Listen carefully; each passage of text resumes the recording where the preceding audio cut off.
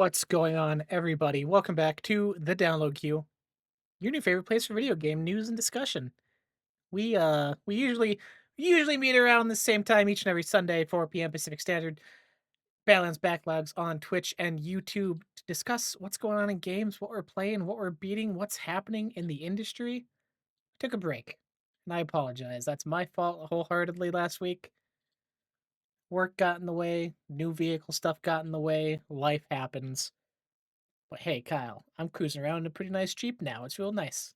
I know it's always exciting, right? You get a new vehicle, so how you liking it? You Oh, whipping it around? Are I'm you f- off-roading with your Jeep? I'm Are you full Jeep waving? guy. Are you saying hi to other Jeep owners? Apparently, that's what Every a time. Jeep. Every time you do the Jeep wave, every time. No, I had my last vehicle for the past 14-ish years, so it was Hmm. time. I was like, this thing, I've had enough. But the Yeah. No, I process, got getting a. everything done, not good. Yeah, no, it's always time. We got like 3 years, 4 years now ago a new car, and that was. It's nice. It's fun when you get a nice new upgrade. You get a new phone. You get a new console, but the Xbox is all the same now, so it's not as exciting. But a new thing is always fun. But New hey, congrats Switch. on that. That's always a good milestone to be able to get a car. It's good. I'm just in crippling debt now for the foreseeable future. Next couple years. Welcome to being an American citizen. Heyo. It's the dream. Woohoo! As Anyways, mentioned, that was the wonderful voice of Kyle Ledoux joining us here each and every Sunday, as mentioned. We got a lot to catch up on. Not a lot. It's been kind of quiet, thankfully. Couple big things though. We've got some game releases coming out. We've got some games completed that we both got done. We've been playing some stuff together. And we got some updates on some handheld stuff, Kyle. I'm gonna ask yeah, there's a you, lot. where do you want to start to unpack the past 2 weeks as we catch up? Well, we can go by alphabet and start with Avowed.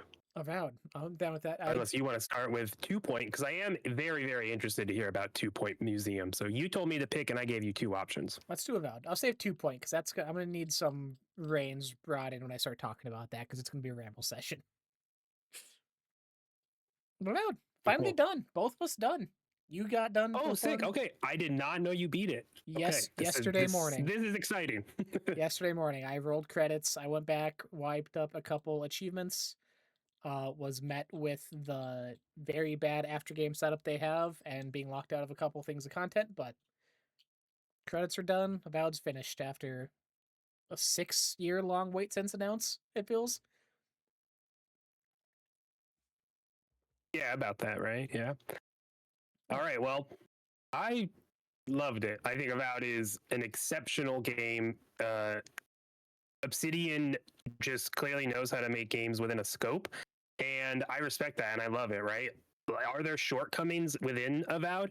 100%. There are things that could be fleshed out more. I think the way gear we talked about this multiple times already throughout our playthrough and past episodes.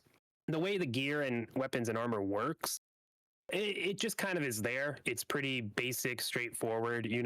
I pretty much wore the same legendary armor piece, which I couldn't even tell you what like special thing it did. It just was the best thing I had, and I kept that for the bulk of the game, upgrading it when I needed to. Each region has like the necessary. Each region has materials that will upgrade your gear to the next level, and there's 4 regions and there's 4 gear level thingies, which it makes sense. It fits. It is a system and mechanic that I could see and say that it works, right? But it's a shortcoming. It could be a little more intentional. I need a cough and drink something. So can you jump off of there? Yeah, you're good. Yeah, it's Avowed for me after finishing it finally, and I mentioned it the last time we were together, where it was in a bad spot of such high expectations to manage that a lot of that sadly continued through the rest of my playthrough through credits. Um, I think I posted my thing on Twitter today. I think I ended off at like a 7 out of 10, and then I forgot that I'm not doing out of tens anymore. I'm doing out of fives, so it's like a 3 out of 5. But we don't talk about it. Uh, but it's solid. Like you said, it's Obsidian is, as mentioned by many people, one of the highest top tier studios Xbox has acquired. They are kind of the chokehold thing now on that Western RPG format, as Bethesda kind of figures out where they're going after Starfield, and they've really taken up the reins as being that. Although they've been that for a while for me. I mentioned last time we got together, they did the South Park games, which are amazing. Like outside of the comedy, great, just wonderful turn-based RPGs. And just the rate that they're putting out content is something to be admired. For me with Avowed, it did fall short quite a bit throughout. Before we get into spoiler territory here, I'll probably mention that before. A lot of the story stuff didn't hit for me. Some of the stuff that we mentioned before, where it was like choose your own adventure book stuff, as far as like picking how the history unfolded before you, a lot of that didn't hit for me in the long run. And I ended just really disliking a majority of the people I was around. And the good and bad choices, quote unquote, really was me picking what I was less irritated by. Um, I did, again, with my luck, I did have, the more I put into it, the more issues I started getting technically. I did have Huh. two crashes, hard crashes back to dashboard, and one freeze where I'm guessing it was the amount of people on screen and me doing high power spells, but it just like did the stutter freeze and then it just stopped doing anything. I had to close out. But that's just my luck. We're slowly learning that's how Xbox Yeah, is here in North Dakota. yeah. No, jumping in on the technical stuff, I didn't have any hard crashes at all. I did have a moment where it froze, and I sat there and was like, oh, this is funny, and then it kicked back on though. So it was maybe 20, 30 seconds of me, just think, oh, what's going on? Let's wait, and that's all that happened. So I did have a similar freeze there, but it's really funny. You do have consistently more issues Yeah. with some of the tech and crashes across both, like your PlayStation and Xbox now. It's uh, luck of the draw, I yeah, I guess. think the story stuff for sure goes in interesting ways, and I think I'm intrigued to play it again to see how varied it can be because it feels like there is a lot of variance. I do feel like if you choose different things across the whole game, it can put you in a different spot. But of course, I mean, how different are those things? How varied is it? Is it three distinct endings, and that's it? I don't know. That's something that doesn't really hinder my experience. I think the story landed for me in a interesting way. I did like emotional. I was emotionally invested in the world. I think the companions are definitely a sore spot. Not a sore spot's probably not the right thing to say. I think it just they lack something there. It doesn't grab you. It really. I feel like the companions need you to like invest into them to get the story out of them. And then if you don't vibe with it, you're not going to vibe with it. And unfortunately, I didn't really vibe with any of their stories. It was more just, oh, that's someone who is going through something and doing something, and they're helping me.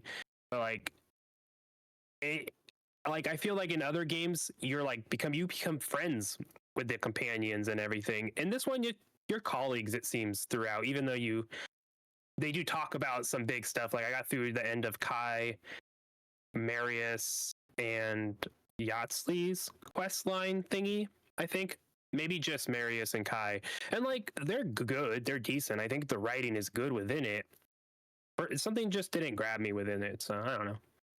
It's, for me, it was almost like it was paced really weird for me to care. With Kai specifically, he was the first one I had done storyline wise. And then it felt like the last three, um, because they have an achievement where like doing the extra training with them, which like I got at the end after completing all their storylines, and that was rapid fire, like one campfire setting after another. Like I did not leave. It was, oh, this one's done, have some training. This one's done, have some training. And it was in the last section of the game. I'm gonna say right now, probably spoilers from here on out, because I do have questions if you are listening and don't want spoilers. The last, when you're in the garden, all of their stories kind of just ended there for me as far as their progression did. They have the training happen in there, and it was like, oh, okay, and then we're moving on, I guess. And it's like, oh, I feel kind of bad about this happening, but it doesn't go beyond that. There's no reward, there's no drastic change in their character, there's no actual difference, I feel, which sucks because it is given as like a, hey, you have multiple choices of how you want this to go out, and you have multiple endings that you want to shoot for, and like you said with the main story, however many endings there are, it I don't even know if there necessarily is outside of one or two major changes.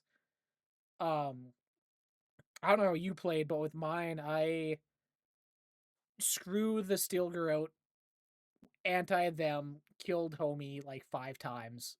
Skeleton lady, I forget her name, Laywin, whatever. Um, and then Loadwin. Lodwin, yeah, and then your god that you end up finding your person of. Um, I played Sapadol. I play Sopadol, yeah, I played that very like two faced, where I was agreeing with them on a lot of things, and like occasionally would be like, "Hey, this is kind of maybe too much," but then again, just turn on and betrayed them anyways to kind of like stay grace. And doing that, it was, "Oh, you killed this god," but there may be thousands of years before we actually see the repercussions of this happening. So there wasn't like any immediate change to it, and you didn't feel like the consequence of your actions. Like this will be decades before you start seeing what happens because you killed this god. And then you go through credits, and Damn. you go to continue again. I don't know if you went to, but it dropped me as the Lodwin was dying, like that cutscene. I just put me right back into it. So you can't even continue. You have to start at the beginning of this whole other section to like go out and explore the world again. Like, oh, this feels really weird, and like I don't know. It's just so many things fell short of what I wanted from it. It just bad taste at the end. I mentioned to you when we were playing Split Fiction that I wanted it to end a little sooner. In my mind, and from hearing everyone talking, there was 3 major zones. Turns out there's 4, and like a quarter way for that fourth, I'm like, okay, I'm just going through the motions at this point, doing all the things. I did all the side quests. I got all the gems for the totems. I did all the treasure maps. Like I did everything. I'm like, I'm ready to wrap it up here. Which sucks because I've been waiting for this game for however long, like we said. Yeah. Oh man, your ending is awful. God, that sucks. You did the wrong thing, my friend. Yeah, no, I was against the Steel Garrote the whole time, and I mean, full spoilers, right? Your character is a godlike. Their patron, their god, which you have an essence of, is Sopodal, the god of the living lands. It turns out to be. So instantly, I'm like, once that starts unfolding, I'm in. I'm like, all right, well, why are they trapped? I'm not really. Everyone's like aggressive. You are aggressive, but as you learn more about Sopodal and the stuff that happened before, which you're getting memories of, you you start to uncover that like it's not Sopodal's fault, right? And by the end of it, with my ending, I'll just get to that. Sopodal is a new god. They're a child. They don't know what they're doing. And so I'm listening to them. There's options of like, I wish I should have rewatched this part so we could talk about it fully, but that'll be something for us later. Um, Essentially, I'm asking them, and they're talking to me, and they're like, "No one's listening. Like, I didn't mean to do those things." And I'm like, "Yeah, I know you didn't. Like, you hurt people, but you need to learn, and like that's just not how we do things." And they're like, "Finally, someone listens. Like, no one's treated us with kindness before." Uh, and they get rid of this dream scourge, and they now are a god of the living lands. And Wotica, the other god that trapped Sopodal within the living lands, goes away. They're gone. They're to where the other side, which kind of sets up, okay, for me, it sets up the living lands controlled and has the god Sopodal with the other land that we came from, Aedir. Area. Yeah, that's like fully controlled by Woduka. So it's very, very fascinating there. Um, but you also encounter this giant mech essentially early on in the game, and I put Sopodal in there. So by the end of the game, when I free Sopodal, they're happy, they're kind, they get it. They're like, "Whoa, okay, we need to learn and not hurt people anymore." They're free in the world, baby, and they love us, and I love them, and everyone loves them because they walk around in this mech. They get in the giant robot wood mech suit thingy, and they're exploring the living lands as Kith do, or humans. That's what the humans are called.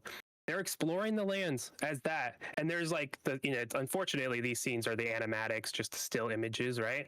But it shows them climbing mountains. It shows them laying in a lake on their back, enjoying everything. It's just amazing, and I'm like, this is so cool. And some of the dialogue you get is like, "Hey, go forward."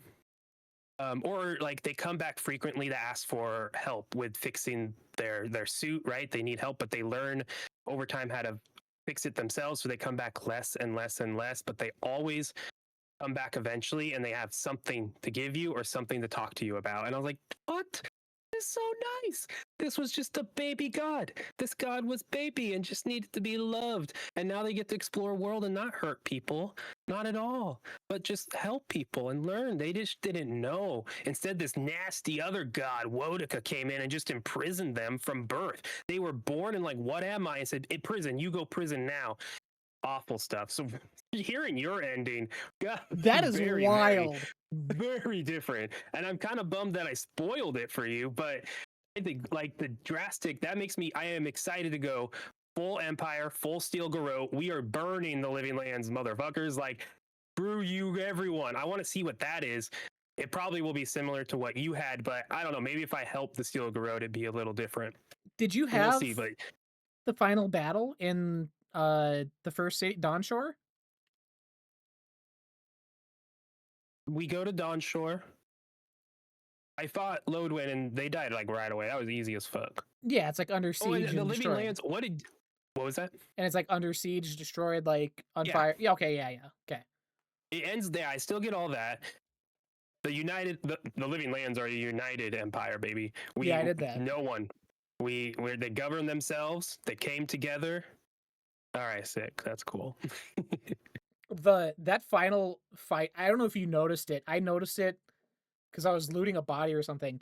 It gave me the biggest tease in the world of what I was expecting the end game to be.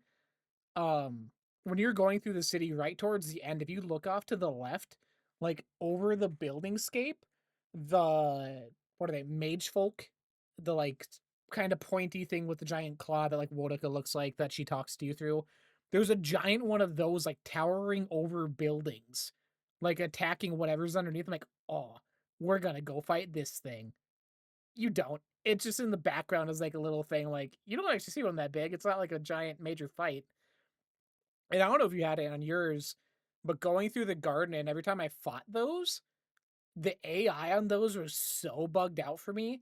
Or if I ran backwards a bit, they would just freeze in place and I would sit there for like 3 minutes nonstop, just bullet, bullet, bullet, bullet. Like I don't it's I was it was leading up to something cool. The big, like you said, getting the living lands together, all the major factions are there. We're in on this together. Um there was a troll ogre thing in the fourth region I helped out. He showed up at the final fight to him like, ah, this is like an end game moment, like Me too. Yeah. end of Ragnarok type thing. And then it just fizzles out. I'm like, God, that it built up so much hype and just kind of fizzled out so badly. Yeah, hearing your That's funny. ending, It's like like, the god walking around, so that's dope. I forgot the mech thing existed till you said that, which is funny because that's where yeah, we got the sword that we're both using pretty much. Um, yeah. I'll talk about that because I did actually move off of that fully, um, ooh. completely. So, yeah, for most of the game, we both used this, and did you use it to the end of the game? Um, no, I switched off Oh, to okay. there is a special ore, star ore or something you can find, and you can take it to a blacksmith in the last region. He creates special sword I fully upgraded. And then ended up switching my pistol out too for one that had like homing shots. So I just fire up and the bullet goes zipping down at people. Fascinating. Yeah. So okay. So I made the rifle. So I fully upgraded the rifle with the star metal thing. And then I had that same pistol with the homing shots, but I actually switched off of the fire blade, which heals you, to this axe that when you do critical hits, so if you stun them, then you go and land a critical hit on enemies. It would pop up this giant void sphere thing and just like lift everyone up, and then you just be able to whack them and do damage. Ooh. So I that's what I fully spec'd into and landed on at the end game. I would stick them with the vines, get them stuck there, and then I would just whack with that. The rifle reloaded incredibly quickly because I went all into dex and I had a reload thing on it. Um, but it did a ton of stun damage. So I would just start a fight, power attack with the rifle twice. They would stun them, then walk forward with the orb axe thing, and bah, bah, bah, they'd float in the air, pop off the pistol shots. And the pistol also does high stun damage. So if I'm in a fight, I wouldn't switch back to the rifle because the pistol got them the stun enough to use the axe. It just became an incredibly fun flow. So I am happy that I fell off of that. Finally found a different playthrough because that fire axe was great, or the sword, but I was kind of disappointed. I found that early on, and that was two-fourths, three-quarters of my playthrough. It was just with a sword and shield again, where I wanted more variety. But I had fun with it, and that's. I want to talk about like just the experience overall now. Like I think outside of the shortcomings and the repetitiveness, I do agree. Once you get to the fourth zone, I'm like, all right, this is a full zone two. Like, all right, it's fine. It was fun, but I wonder if that's because we thought there were three. So when you get a fourth, you're like, oh man, if you know, who knows if that was known, it would have been a little different. Um, but it's just a fun time to play. The combat I think is really fun. It reminds me of Veilguard, right? Where I had a lot of fun playing that, but I have locked into one style the whole way through by the time I ended that game. This one, I'm choosing to stick with it, and I knowing I'm gonna play a second time. I didn't want to dive into the magic stuff or the fighter stuff because I know I'm gonna do something different after this playthrough. So it's a fun time. I'm excited to see where this game goes because we are getting a roadmap as well. They announced that there's a roadmap coming. So whatever that PS5. means, is it content, DLC stuff, story stuff? Is it just like a photo mode and quality of life stuff? Very intrigued to see because Obsidian also has another game coming out this year, and then there's a roadmap for this one. Like crazy stuff. So I wonder what that is. But what a great game. Yeah, it's wholeheartedly. It's again, it sucks for me not being that like 10 out of 10 game changing thing for me, but it's a solid thing. And this more than anything, with how this looks visually and just what they were able to create, it has me more excited for Outer Worlds 2 than I was before. Because we talked about that before, where the sci-fi setting usually doesn't hit for me. I'm more of a fantasy type guy, and the Outer Worlds didn't quite hit due to other reasons. But after going through this, I'm like, okay, yeah, they've had time to cook and nail this stuff down. Like, I'm ready for a second version of one of these newer things they're doing, right? Because Avowed, while it's not a new IP, it is a new outing, so to say, and as far as RPGs go and what they've done normally, right? But yeah, it's solid. I'm curious to see because I don't remember. I want to say they said there was no DLC because it wasn't like in a season pass thing with the early access pre-order stuff like Indiana Jones was. So what that roadmap looks like, if it is just content updates, armors, weapons, like as jokingly said, PS5 version no doubt will be out by the end of the year. Um, I would be curious to see if this ends up on Switch too, what that looks like, what this would be like as a handheld experience. Well, But we'll get that we'll later get this that year, my later. friend. Yeah.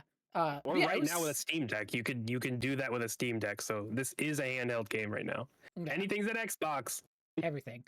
I think I mentioned it last time too. I am so curious to see what a version of this game plays like where weapons and the enchantments and what they do are randomized sort of thing. What that looks like and how differently that feels as far as progressing through. Because I even found out towards the end because I hit max level, um, even with the skill tree, I was like struggling to find stuff I wanted to put points into. I was like, okay, I guess I'll put one here and put another one in there because I'm max level now. Like across the board, just the progression didn't fit for me. A lot of the spells and stuff, I stuck with the same ones and I upgraded them as much as I could, and then there was no reason to really continue on. So I'm curious to see what a more randomly generated version of this looks like. If that feels better, if that irons out some of the issues I had or we had with sticking the same weapon for 20 plus hours. Because it's what you want. You want to feel stronger as you go through. You want to feel like you're gaining experience and gaining knowledge and not just, oh, I have tougher enemies that take smaller number damage. And I'm getting the numbers to go Yeah, higher for reasons. What's all yeah, and I do appreciate though like a curated weapon, right? And there could probably be randomized mixed with like exotics that are set and they do this thing only, and you can upgrade them a little bit, whatever. But I wonder also if they just needed more, right? Just have couple more options, a couple more variety throughout the thing, because like one of the reasons I locked in on that sword, which was on fire and healed you when you killed someone, was because throughout the environment there's these vines that can be burnt down, and you need fire, and you can use a companion, a spell, or this fire sword. So that also is just I'm constantly like utilizing this thing. So why would I? And it just becomes no, like why would I get rid of it, right? So I wonder if there's something else that other weapons. So maybe a spear that also is on fire, which can do other things like that, or more spells for, or more things for a ranger. Maybe I can light my bow on fire to get that stuff off. So maybe if there's just more variety within the combat stuff, that could have alleviated some of the feelings of, hey, I'm playing the same way as my friend. I'm playing the same way as three people on Twitter that are posting their screenshots, and they have the sword and this shield I'm using, right? Again, does that really matter? Not really, but adding more could just help that out and make it feel a little more like, oh, I found this thing. Oh, I also found, oh, I didn't find this one yet. Whereas, oh, you're like, I found this pistol that's homing. Oh, yeah, that's the one I'm going to talk about in a second, right? Like, but again, it's a game that's within its scope, and I'm not going to fault that for it. It's a tight game. It does what it does well, and again, could do it better. But hey, they stuck within their scope, and it's a 7.5, 8 out of 10 for me easily, for being a very solid experience. And it's long in the tooth. Stop doing all the side stuff. That's the recommendation, right? But I think the story, if it catches you about halfway through, if you get to the second zone and it catches you, I think it's worth to get to the end for sure and see where your choice and make choices. Go with those choices and stick with it. I think the payoff is worth it. yeah, apparently we'll end up with a god walking around your world if you pick the right choices. And you're like, I don't get to see what happens for 10,000 years or something. I'm like, Dude, when they said that straight buddy, up, like they say that any word for day. word, I'm like, are you shitting me? They're I like, you did a bad thing, you loser. see with the bad thing. So you before we move on, the god walking around, like, is that actually in your game? You could like go talk to them and they're out walking in the world, or is it No, no, just no, like because they said story that it? they're Okay, exploring like the whole planet, okay. essentially. Because I was wondering, because when I killed them off, I ended up getting an ability where I can summon one of the mage folk as like my final godlike ability. So I wonder if I Mm. thought that was like your equivalent of that. No, I'm not sure what I unlocked if I did. I haven't checked it on. I beat it and I stopped. I'm waiting to go back. It's definitely something when I'm watching or waiting for stuff to render. I'll go load up that save and go 100% the zones, because again, it's fun to play. So I'm looking forward to getting back and just running around and doing that. Yeah, that's good. I did it. And even going through, like, you notice you miss a lot. I went through and like what other achievements I could wipe off. I think I ended up 550 out of 1,000. And there was some I was like, oh, how do I get this? And it's like, you had to go through this specific quest line and choose this option. So there is side quests and stuff to get cut off for you as you Yeah, would want. Uh, for sure. good job, Hey, Obsidian. gamers replay. Good Yes, job. great job. Can't wait to see what that roadmap is. A photo mode, please. Please. So I know beautiful. that's what they're working on. There's no way. It's just that game is so beautiful, and the depth they able using the hat. Oh my gosh, yeah, I can't even talk thinking about it. Moving on with the alphabetical list that you threw out at the beginning, we move on to Destiny 2. You threw in the notes before we recorded. You've been back on the grind. You don't Yes, have yes, yes. your, what was it? Star Wars was the most recent thing that came out. Star Wars Yeah. skins. No, I hate when there is a playing PvP, the Crucible mode, and there's a whole squad of Titans, all as stormtroopers, and I Beautiful. hated it. Everyone was a stormtrooper, just stock. I mean, it's great. It's really funny. But anyways, but yeah, I hop back in to Destiny 2. Of course, it's my World of Warcraft. I always will go back to it until it's gone, probably. But they episode 2 of their most recent season, Heresy, came out. They're doing this cadence of every couple. I think there's 3 drops. There's 3 acts, so every couple weeks an act will drop, and you get the whole week's or a bunch of story content now. I actually can't remember if it's weekly or not weekly. They're testing it out and have gone back and forth of all the story for this act drops at once, and all the story for this act will actually drop once a week. So they're messing with it. I can't remember. Apologies for that. But outside of that, like the story is absolutely phenomenal, and that's what has stuck with me. Destiny gameplay is great. I love it. It's a lot of fun. It's the sandboxes they have, and what they're doing right now is kind of, it feels like the rails are widened. You know, if we're talking about bowling lanes, you got the bumpers up. It feels like the bumpers in Destiny are widening, so there's a little more fun happening with the sandbox and abilities, and how you're able to stack things on top of each other. Fun time in it. But yeah, it's the story is just interesting, right? We know this big expansion is coming up that's supposed to be, not the same size as the final shape or other stuff in the past, but it's filling that slot for what we expect Destiny to be coming out with on a yearly cadence. So what's happening in this story is what they're potentially leading to. You're taking anchors out of a giant ship. The ship is anchored and you're taking the anchors out. And it's long been rumored this Apollo and Frontiers expansion are going to take us out of the solar system, which gets me excited because what does that mean? Are we restarting? Is it like a Destiny 1 to Destiny 2 where everything's gone and we're a fresh start? That is fascinating if they do that. Is it just a story thing and maybe there's one location we go to? All right, I'm interested. But for the lore stuff happening and who's talking and Oryx and Zavathun and Xivu Arath are there. It's like, whoa, this is fascinating. You're the heir apparent to the Taken King. And if you know Destiny, it's like, interesting, fascinating. You're on a cutscene, which is at one of the most amazing cutscenes they've done in a long time. So they're putting effort back into it. And I'm intrigued. But the seasonal stuff, the episodic stuff, the Guardian game stuff is really tight right now. So if you've taken a jump out of Destiny, make sure you get back in before Heresy ends. Before June, I think is when the whole season ends. There's still one more act after this current one is out. So, but hop back in because they're doing interesting stuff. The gameplay is fun. The mode, this roguelike stuff in the Nether is really tight and fun. There's just a lot going good right now. So if you've taken a break, hop back in for this season because they're doing some really cool stuff. Cool, cool. Yeah, I was gonna ask with the stuff they're doing now. You kind of brought it up already, but do you get a feeling of what it's leading up to? Do you feel like it's leading more to just the expansion stuff, or is it leading more to a Destiny 3 reset, or what would you rather see with this? I mean, it's hard to know because it's the first. They had the final shape. Everyone loved it. It culminated a 10-year story, and all right, now we're going off into something new. So we just don't know. And all the layoffs, all the stuff happening at Bungie, the Sony takeover, essentially, because Bungie's been apparently management was such a shitty suite, right? Um, so who knows?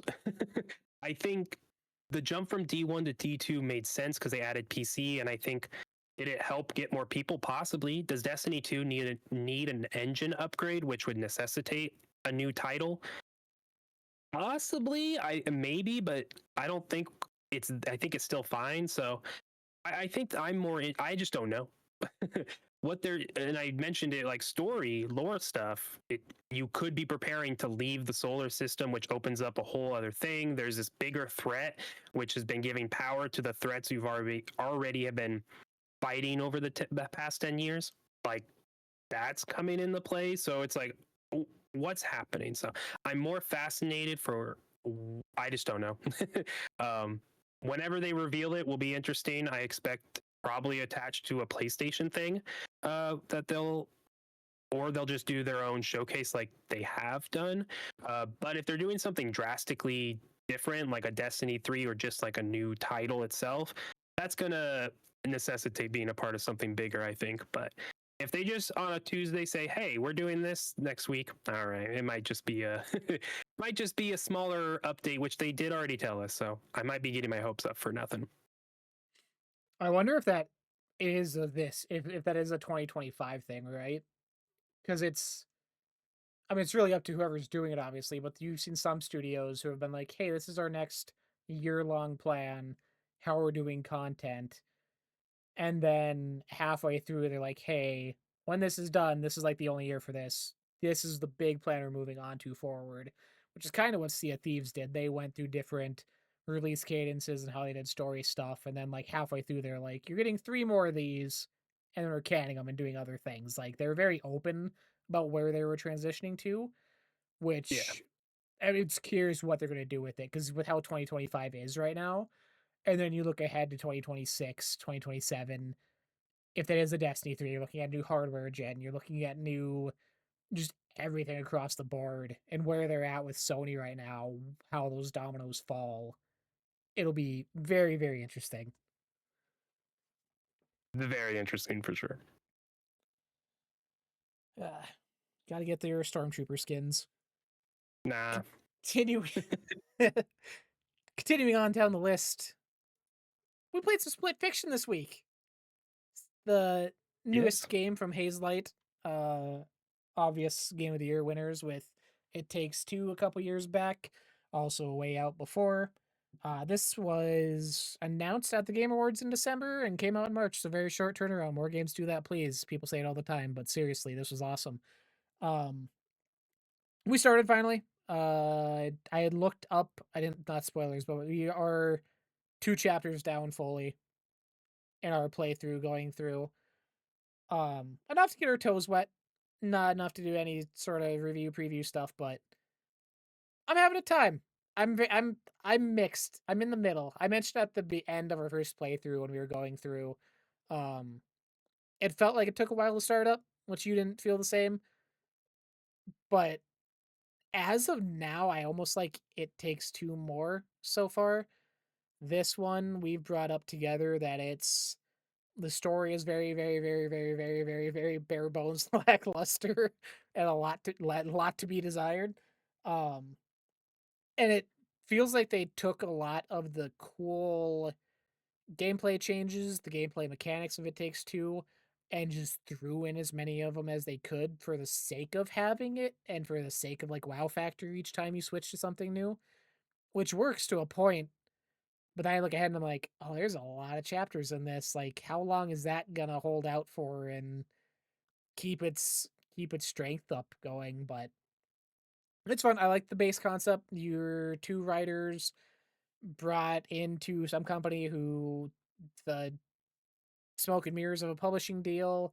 You get to experience your worlds and ideas real time, sort of VR, AR ish, but they're really trying to steal your ideas in the real world. You get mixed matched with another person there who you grew up in different places and have different ideas, so you don't get along with each other. You're kind of edgy, but I'm from the city and I'm kind of quirky in the country, so who knows? But it's bare bones fun. It's video game ass video game. We were hot dogs for a bit. That's enough to be in my top 10 at the end of the year. I don't know about you, but Yeah, no, I've liked what we've played so far. It's still so early, but I mean, it's just fun, and I think having a studio that intentionally will make co-op games that have to be played with another person, uh, is cool. It's fun. I like it. There's a space for that within the industry and within gaming. Of course, they've already sold 2 million copies within the short time they've already been out, so this is selling and I love what they're doing with the Friends Pass. Like they made a game that has to be co-op, but they're not saying, well, you both have to buy it. Thanks for the $100 because it's a $50 game, I think. They just do like anyone can download the game right now. You just have to look up Split Fiction Friends Pass, and then it downloads the full game. And then if someone with that game who has purchased this, like you have, you just invite them to it using the EA or if you're on the same console, whatnot, and that's it. There you go, and it just works.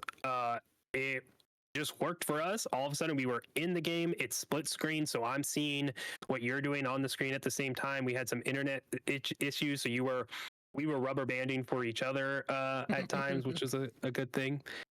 So overall, like I think technically it's really awesome, and they're doing what it takes to make sure that people can play this with someone else and not make it crazy expensive and not have a hard barrier to jump over. So I commend them for that. And 2 hours in, so many smiles. The big level is great. Do the side stories. Don't skip those if they are skippable. I think they are because we totally could They miss one. are.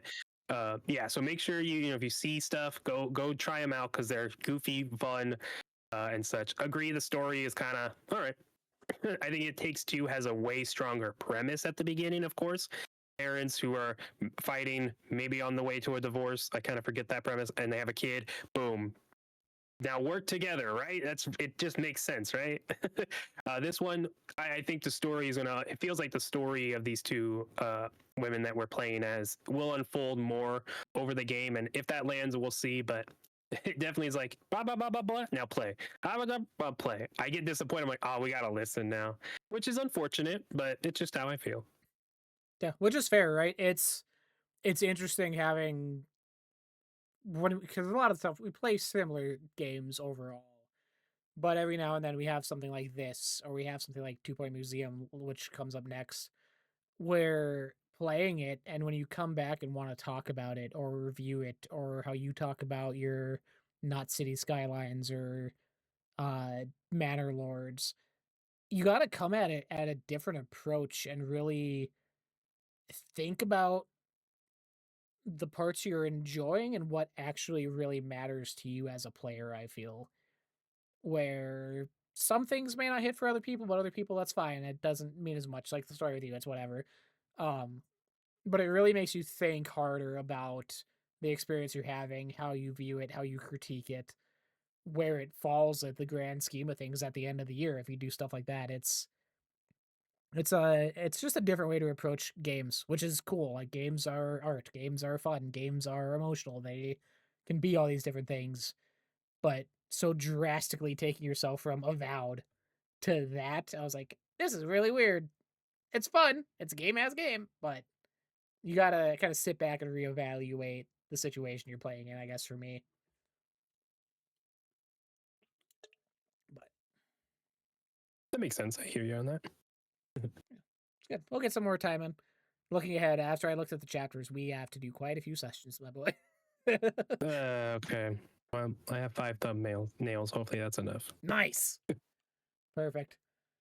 We'll get back to that hopefully next week, week after, as we continue through our playthrough. It's nice doing a co-op thing. We kind of did, wasn't co-op, but when we did Hellblade 2 last year at the same time, got it at the same time, likes and impressions. So this is a good Yeah. natural progression of that. Oh, for sure. But Next, grounded. I'll drag you into that. God, you'll have to drag me out of my managerial duties first, Kyle. Because when I'm Yeah, not you're. split fictioning, I've been building museums in Two Point Museum. Hey. Oh boy. I would be lying if this isn't in my top 3 at the end of the year. This year's wild because I am having a blast. Two Point Museum, third game in the Two Point series, published by Sega. This is a la City Builder, a la Roller Coaster Tycoon, a la smaller scale management sims. You're not doing whole cities. You are particularly doing up to 3, 4, 5 buildings at a time, placing exhibits, placing staffing for the exhibits you have, uh, hearing the guest requests as far as happiness and needs and wants, and they need more food, price is too high, stuff like that. Very bare bones to get in. Well, it's a goofy time, and that's one of the things that got me into Two Point. I mentioned before, Two Point Hospital, the first one, I didn't quite get into. It was way more micro-y as far as managing things and what you needed to look out for. Whereas Two Point Campus came out in Game Pass, which is where I gave it a try. Week later, I had that game 100%ed. I became severely addicted, having a great time. And jumping into Two Point Museum now, I was kind of worried at first. It up front gave me more hospital vibes than campus. It was a lot more micromanagey as far as money and where you're getting exhibits from and stuff like that. But as it unfolds, it in my head clicks together more. I would say as managing experience, it is more intense than campus was.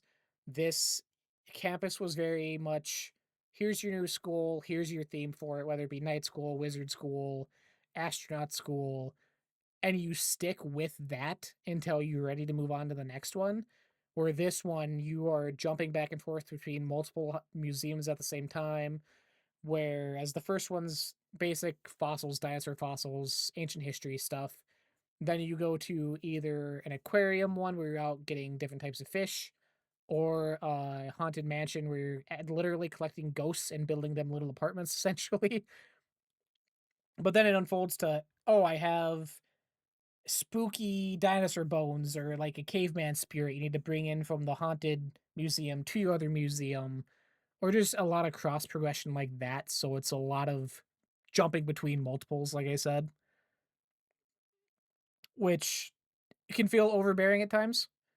Um, I feel a couple of mine I have severely neglected, and they're way further behind than the rest as far as progression and what I have money wise saved up. But it's just a fun time. You are hiring experts in whatever field it is. So if you have prehistory experts, you send them out. You have a little helicopter pad at your museum, whole map of different POIs, different locations to get exhibits from that are predetermined. So if you go to this one, you're for sure going to get one of these four things or whatever. So you can kind of zone in on what you want to collect and showcase off. Send them out on things. They're gone for X amount of time, either get illness or disease, or they come back clear, or whatever it is. I've had a couple people die. RIP. Your memories will not be forgotten. Thank you for the sacrifice to my museums and my patrons. But it's just great. I had mentioned to you before we started. I started last night at like 11, and next time I looked at the clock, it was 3 a.m. Like time just goes. It's, oh, I need to get my buzz rating, which is kind of like the hype level for each of your exhibits or your museum. I got to get this higher.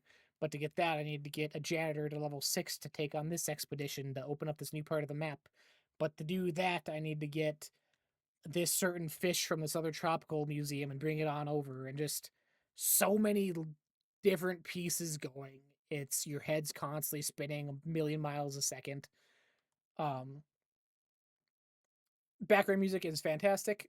It's got super poppy elevator music essentially with kind of radio broadcasts going in and out between establishing these other characters and brands from the past two games as existing in this world still and what they're doing and they're coming.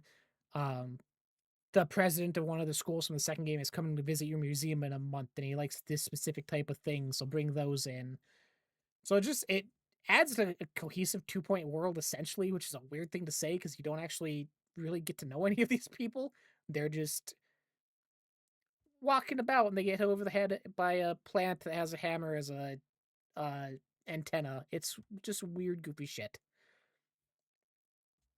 They did Yeah. add this time around uh challenge modes that are happening at the same time as your museums. So when you go to your museum map, there'll be the ones you have unlocked, and then certain locations you can go to where it'll be, hey, you have 1,000 days to get this objective done, but you don't have these resources, which I found was really cool. The first one you get takes place on like uh just a general desert area, but it's based off of like an in-universe movie studio that's been around for forever. And you're going out on exhibitions to locations from the movie to bring back the actual relics. But you have set days. You start with no staff, so you're leveling staff up from the bottom up. And it's hard. I've done 3 so far, and I've gotten to bronze on every one. I've not gotten higher because it is extremely challenging on what they want. But it adds a different wrench where, oh, usually you can just buy a staff member you need or put out a job application for this specific specialty you're looking for, or take out a bank loan or something if you need money. This, you are very locked into, hey, figure it out with the resources you have in this pre-established building they gave you. But I'm curious to see how that pans out later on. because there is it's required to a point where it's like, "Hey, just get a trophy in this. Doesn't matter if you get a gold, silver, bronze, just try it. Give it a try, and then you'll get your next sort of main mission to get a 3-star museum or whatever it is." So it wants you to explore these new things they added without making you feel like you failed. Because it is, "Oh, I come back in 10 hours.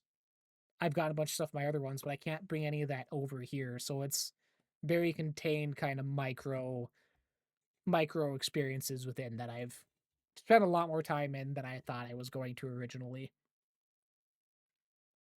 Nice. 2 point. Yeah, I like these games. They like set this they feel like the backyard baseball franchise where it's the same style, the same humor, the same aesthetic, the same feel across just different things, baseball, basketball, football, whatever. Uh like the 2 point series, and you said something that I kind of now like don't remember the specific thing you said, but you kind of like joked to like, oh, it's weird to say like the 2 point universe, but like 100% there Yeah. is. I was like, oh no, there is this universe. Like there is a consistent thing across them, and I'm excited to see what the next one is already because you kind of figure there might be something else they're doing. It's interesting you described it as like a little more intense than the other ones because I bought 2 point uh, campus. It was like $3 on Xbox. It was on sale or something really cheap. So I bought that and I jumped back into it because I played it when it was on Game Pass a while ago, or whenever it first came out. And like it felt chaotic, and that was probably me jumping right back into where I was, as opposed to seeing what starting over and relearning again. But it did remind me like they just felt like it was like a timer, like it's always going, going, going, which is a type of game I'm more down to like have the game be paused, sit, put my roads down, zone the districts, carve out a little area for a park, a little more chill. So it's interesting that you said it's a little more intense this time because for me, I think that's something that I don't find as much fun as in within the within 2 point campus at least. Yeah, and it's intense, like I said, like with campus, like I said, it's the schools are very focused on what they are. Hmm. Whereas this, just the base idea of it being a museum where the ghost one, for example, you start out with just ghosts. You can hone in all your decor, all your staff, all of that is zoned in on that. And then you unlock the second building, and it's quickly like, oh, I need to start building aquariums, getting aquarium experts, or I need to start getting uh space and space experts in here and having multiple themed exhibits going. So that's where it's Hmm. like, oh, I can't Yeah. just focus on I have security guards where you now need I have security guards specialized in A, B, C, and D and enough to cover all of that. But to your point, they do have it is timer to a point. They do have the pause thing where you can go do all your buildings, pause the world, build everything, design it, then activate it again for things to start rolling. But even with the timer, it's not something that I've really had an issue with. I'm on like one of mine, I think I'm on year like 9 already because I just have it double speed 24/7 to get people out on missions faster and just getting money coming in. And there's no real downside to it. Like, you're not on a timer to get this main mission done. There may be some like I said, someone's coming to visit or this famous person's coming to visit. They like this, they're only here for a month. That stuff's timed, but as far as natural progression and getting a 1, 2, 3-star museum, getting your museum levels up, all that still just comes naturally. So the hecticness of it is just the different themes and making sure your numbers add up for everything and spreading your resources out between 7, 6 different themed things and their needs and requirements and not putting cavemen ghosts with night ghosts because they'll fight each other and kill each other again. Like, Yep. so, but it's great. If you're any sort of into Manor Lords like Kyle or into City Skylines or Roller Coaster Tycoon like this, I would say this is an easy must play. The amount they have to offer already. Um, I have 6 museums opened, and I would say there's probably at least 3 more with different themes to unlock. So there's a lot, Nice. like, it's content full. They did a couple DLC packs for the old ones that added other themes and storylines and stuff, so I'll be curious to see what that happens with those, but it's a solid thing. I'm happy I tried out Campus because this has become one of my favorite franchises, surprisingly. I would like to go back and check out Hospital at some point just to see if my views on that would now change after enjoying the last 2 so much and the changes they made in between, but that's for another time, not this year because there's too much going on this year. Yeah. Mhm. Nice. Uh, Nice, nice. Yeah, I'm excited to eventually like try it. Not waiting for a Game Pass release, but if it's on sale, maybe eventually, or if it does get into one of those sub services, it would be a instant try. But I just haven't landed on the franchise hot, but it seems universally like solid for what the game is. So good stuff there. did great for my fantasy critic too. It was really awesome. Hey, you Uh, know what else is really good? Someone else getting 290s. Ayo. Back down. Sit back down. It was. I checked Fantasy Critic, and the 2 Point Museum got a 90, which gives you 20 points, and that's really awesome. And then I scroll down. I was gonna be like, "Oh, look at you! You got the first 90." Scroll down.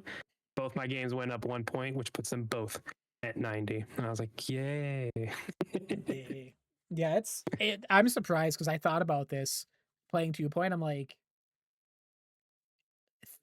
is Sega slowly becoming one of my favorite publishers between this and Yakuza? Like, something a while ago, 'cause I've never been Oh, a Sonic kid, like, that's never been my jam, but I'm like, "God, they're just firing on all cylinders for me as far as what I'm into." yeah, they're doing. I mean, they're doing things you like, and you keep talking about. That's Uh, awesome, man. Sega. Sega. More companies should ditch hardware and just go software. Well, I can tell you who's not ditching hardware, at least for now, is Xbox. Just give it a year. Uh, this past Hey, week, we got 2027. You give them a 2 years. past week we got new reports on the Xbox handhelds. And as usual with Xbox news online, everything is in fire, everything is up in flames, and people are highly divided, which is to be expected. Apparently, on Kyle's Twitter is a much happier place because mine has been a shitstorm. I actually don't go on Twitter that often anymore, so like that's probably the biggest thing. I need to stop. Um, 100% you do. It actually is supporting some pretty bad stuff at this point. My light fell. Not as late. But yeah, this came in part from Tom Warren and Jez Corden, different reports on stuff. Uh, Top level Xbox is doing new hardware this year, which is the long awaited PC gaming handheld. Um, Successor to the Xbox Series and Xbox's own handheld and new controller options are currently slated for 2027. So the one that is coming out this year is from another developer. Uh, Supposedly Asus is the thing from Windows Central right now. Be very similar to Asus, not Asus, Asus ROG Ally with an Xboxy twist. No Xbox console games. Obviously, play Xbox Play Anywhere games can run other launchers such as Steam, and supposedly between $4.99 and $6.99. Launch target summer 2025. Which immediately for me, I was super hyped reading this. I'm like, ah, there was cool information, and then it slowly became everything I didn't want from a handheld, and I was like, ah, I'll wait till 2027. But the end is where I live. We talked about this a bunch every time this comes up. I so hope when Xbox does it themselves, it is a native device because screw streaming and attempting to do streaming. Um, it's right on the verge of price of what I'd be willing to pay. 500 would be my max. Any more than that, I'm should just get a new PC and update mine that's falling apart. It's a weird place. I'm curious to see how this does this year. I've seen a lot of people say obviously that going the third party route, releasing an option this year is kind of a testing bed to see how it actually takes to market, how people accept it, what they want different, and if Xbox actually puts that into their own first party device later on. But the new console in 2027 was kind of against my entire idea of this past year because I was fully expecting, and I mentioned it when we talked about game releases, that I thought the new console would be out next year in fall.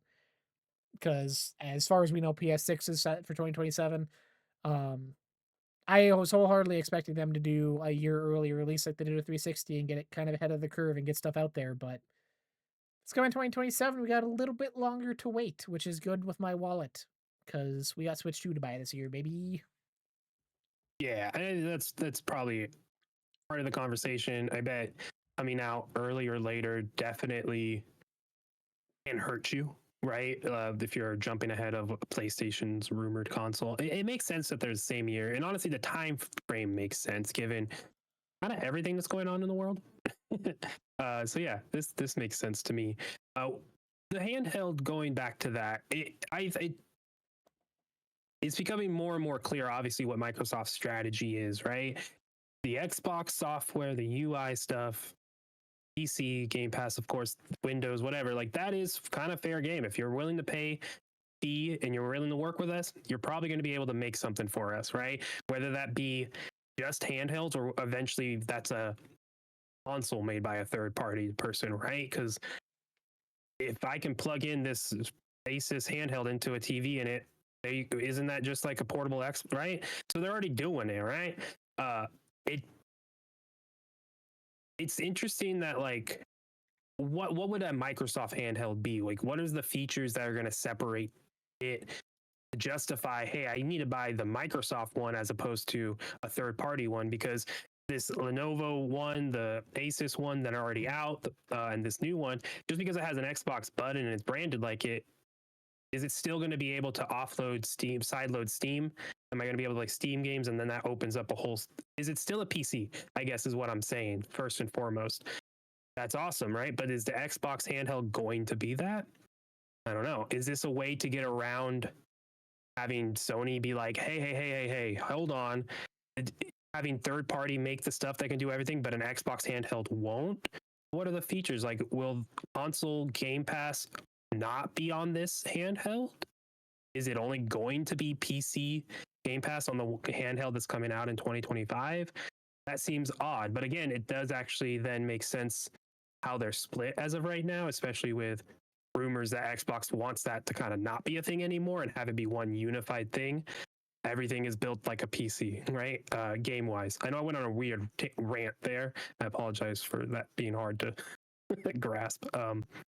It's very intriguing long term what they're doing here, but I think this gives me hope that an Xbox handheld will be exactly what we want because there's time. They're waiting, right? It's not like they're rushing to do this. So it also gives me hope that what we see is a Series S handheld version coming in most likely at the Series X price, right? Let's be honest here. It is a handheld that can be docked, a portable Xbox through and through, right? And then that Series X console spot, that's going to be like your $700, $750, $800 beefy console, possibly PC hybrid, right?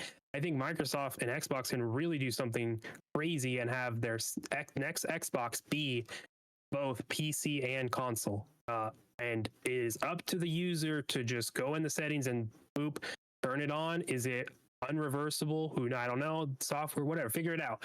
But if you're having Xbox Play Anywhere titles becoming more and more a thing, dude, these games on Xbox are just PC games that are locked into specs. Like that's all they are, right? And please, developers, let me know if I'm wrong on this if you're watching. But I just don't. I just see what's happening, and I'm like, yeah, I just they have an opportunity. Like I think a really premium edition console that also can be a Windows PC, like a Surface device. I think that would just be really interesting and would justify why a price jump of that much would be there. I'm curious. The last thing you said, you said it was a rant, but I feel like it's worth bringing up. There's in the Verge's article on this, there's a quote that Microsoft wants to unify Windows and Xbox towards a universal library of Xbox and PC games, which outside of the obvious ones where League and WoW, stuff like that, how much of a difference is there for PC games and Xbox games that you can't get on one or the other? Or is it just the ability to just pick up and play it wherever you go? Because as far as that, like, Well, I don't know. I don't I do see WoW on think handheld. well, yeah, and I do think there are a number of titles, Manor Lords specifically, City Skylines 2. Um, a game like Crusader Kings 3 has a PC version and then later came out with a console version. And I think what did we hear? Developers complain we have to meet the Series S. We have to meet the Series S. Like, okay, how do we simplify console X and S being a little more consistent? Wait a minute, let's also just loop in PC, right? Like it's just there, and PC games have to be built to at least address and run on multiple hardware variations. So I don't know. I don't know enough about game development to see the line and describe what I'm thinking is what's happening there. Um, but yeah, I think it's a very fascinating place, and I think it kind of jump here. It's clear Xbox is competing with Steam and not Sony or Nintendo, right? A unified Xbox library across everything, PC and console.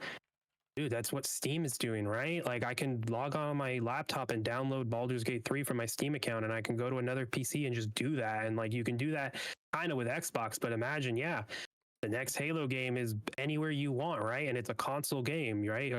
Gears, Forza, Fable, right? Doesn't matter, dude. It's just Xbox. PC, console. Guess what? We're not even saying those words anymore because it's just Xbox. It's available on Xbox. Where do you get an Xbox? You downloaded it from the App Store, Xbox. On your console, Xbox, right? There's a lot of messaging that they have to do there. But I think if they line it up right and in 2027 then makes sense for that, like they want to be a universal platform across everything, and they did that with Windows. Well, across multiple PC brands and such. That's what they're doing with Xbox, and I don't think that's an awful thing as long as people continue to call out the justifiably wrong stuff, not the stuff that we just like to complain about, like, it's on other platforms. Yeah, it's on everywhere. Get over it. We're past that. Yeah, it's the way you said it just now. It's uh, everything's an Xbox thing that they've been pushing the past couple months. It if it succeeds, I feel could be the biggest move they've done because we've seen it happen before. We've seen it happen 20 years ago where PS2 and PS1 are coming out, Xbox is coming out, but to parents and people outside of the know, everything was just a Nintendo, right? Like, oh, you're getting a gaming console, you're getting a Nintendo, you're getting the Pikachu Pokemon game, you're getting a Nintendo. Like everything without being in the know was just kind of put under that umbrella because that was the big thing people knew. If they were able to somehow take that, be like, oh, you're getting the Xbox thing, you're getting the Xbox game, you're getting the Xbox, like that would be huge. And yeah, like you said, it's not what the extreme fans want because it takes away that feeling of being noticed and heard and receiving something for being a fan of this brand for X amount of years. But when you're that big, that doesn't really matter. Like, and that sucks to hear. But Microsoft isn't looking at those people and being like, we need to keep them happy when there's 5 times that many other people elsewhere, which we can get in line in our ecosystem doing what we want, which corporate greed, whatever, but that's the world we live in, baby. It's gonna work. Um, Yeah, hey, people grow up, people get old, people pass away. That's life. People get born, they grow up, and they start holding that thing that their parents are playing on, and they start playing. And that is what these companies have to look at because guess what? You're buying stuff now. What about in 5 years, man? Like these $1 trillion companies, and that's what we're talking about. They're looking at 5, 10 years from now, and and that's influencing stuff from now. When they see their player data and no one is leaving and jumping off of Fortnite or NBA 2K, and they're staying within their systems, you got to do something different, and that's what they're doing. And they're going where everyone is. It's about being a platform that you want to be on and what it offers, as opposed to being a walled off thing that has some great things, but that's it. Right. So, hey, you're the last place console, right? You got to try something different. And I get people feeling like it's changing and that's awful. Change is not awful. Change is not bad. Right. You just got to be there and help influence the change if you want to make sure it's still retaining what you believe Xbox to be as a brand. Which, to me, being a player first brand, they have been throughout and they haven't changed much. When I'm playing Destiny 2 and I don't get to play or Destiny and I don't get to play certain missions because PlayStation bought the rights to those missions, that sucks, right? Xbox has, obviously, companies have done that back and forth, but like, I think we're just in a different time where we can be more open and more, well, collaborative, or they can be more collaborative with stuff, and let's just get there. But it doesn't mean it's gone at all. It doesn't mean the thing you love is gone. It's still there. Once they say we are not doing a console, we can have that conversation. I don't think they'll get there though, because Microsoft is a hardware company as well. They make stuff. And Windows, I mean, come on, I built my PC. They made money off of me just buying a license. But there's people who do that, and there's companies that do that, but still successful to buy and sell off their own hardware. And that's going to be the thing for Xbox. And I don't know, I'm rambling again. No, it's again, we're in that place of here's a breadcrumb of information, take with it what you will, and run with that information until we get concrete, confirmed evidence, and Yeah. theory craft what you want to come out of this. Which, looking at, I just remembered seeing the headline for this. We should this week will probably be big for that too. GDC is this week, Oh, and yeah. Xbox's big title going in is developed for Xbox Anywhere, reach players everywhere, and everything, a lot of the stuff they're doing and hosting is on multi-platform strategy, incorporating IP in other places. Um, it's how to succeed with Xbox for indie devs, which Xbox is a platform, not a console. It's everything's there, and people in the industry know what's coming. And again, there's not PlayStation's not up in fire over this. Nintendo's not up in fire over this. Like, they're doing their thing. And like you said, they're facing Steam. They're facing, I think this even came from the Activision lawsuit where Phil straight up said, he's like, PlayStation isn't our competition anymore. It's Amazon, Yeah. it's Steam, it's Google, it's bigger than consoles. Like, and I think we've seen more and more of that with how the industry's been and layoffs and companies closing and studios closing. It's not gonna last sticking to status quo. And we've seen that No. time and time again. And I've said that time and time again we've got on here. They are a couple steps ahead, I feel, of where everyone else is, getting the backlash for it before everyone else does. But we'll see how it pans out. It's 2013 Xbox One again. No DRM, always online. Now everything is always online. Nobody gives a shit. Like, Yeah. It's exactly what they said. It just messaged horribly at that time. yeah. Even my 2 Point Museum, a single player game, has to be online for half my shit to work. Like, that's just where we are now, and people just accept it. Like, Yeah, it's exactly what it is. Oh, DRM sucks. Like, no more used games. Guess what? There aren't anymore. A lot of used games anymore because everything's online, or you get a code, you get a game disc, and it's not even on the disc. It's where it was. The unfortunate thing, that was the CEO exposing what they're trying to get away with with making things more expensive and making you buy stuff, because that's where we're at. The used game industry is gone almost, right? I can't go buy a used copy of 2 Point Museum quickly. And if I do, it's going to be like $51 because they're like, that's a sale. And then he bought it from you for like 30. God. I Anyways. I just bought it. I just bought a whole stack of used games last week. Kyle, what do you mean? It's good. Well, I meant like current games. I know what you're saying, but like the GameStop next to me just closed. So like Oh, there's the place I used to send games. That's why I've traded in a bunch of shit over my life, right? That's gone. So it's what we're saying. It's where it was going, and You just got to speak up and make sure things don't go too far. What's it like to have a GameStop? Oh, I don't have one anymore. But now, Well, what was it like? God. It was nice. I'm You would sure. walk over. It's that close. We'll end it here. If you are checking this out on YouTube, whatever, let us know your thoughts. Again, my Twitter is toxic as shit. So hearing anyone else's opinion on this that makes sense and isn't irrational as hell, Like, impossible. So let us know what you think. I'd love to hear because it's again, this is going to be a year-long thing, 2-year-long thing apparently till we get consoles out. Who knows? But it was good. I feel good stopping point. We're at hour 20 almost oh yeah, yeah. for skipping out a week last week. Back in the swing of things, back in the groove. What Yes. what you got going on over there? You still doing your wrestling thing? Yeah, we're gonna do more reactions. I gotta figure it out because Raw is at 12 p.m. tomorrow. So actually, I might not be Gross. doing that for me because I think they're in Belgium for Raw tomorrow. But yeah, they're overseas, which is awesome. But yeah, that's just, I love that they're just it airs when it airs, suckers.